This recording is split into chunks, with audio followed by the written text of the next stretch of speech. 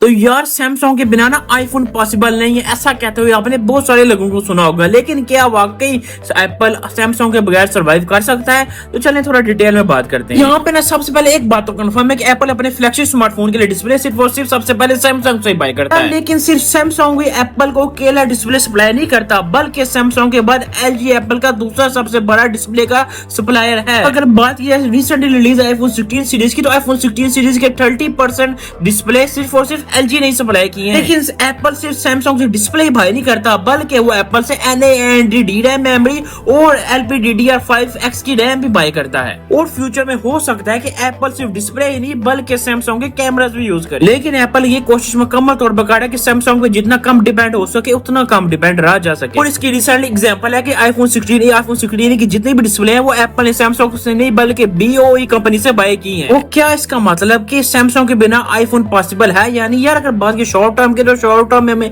कहीं भी देखने को नहीं लगता कि सैमसंग के बिना आईफोन पॉसिबल है। लेकिन अगर बात की लॉन्ग टर्म की, हाल ही मेरे आईफोन 16 बहुत बड़ी एग्जांपल है, तो शायद हमें लॉन्ग टर्म में सैमसंग के बिना आईफोन पॉसिबल हो सके।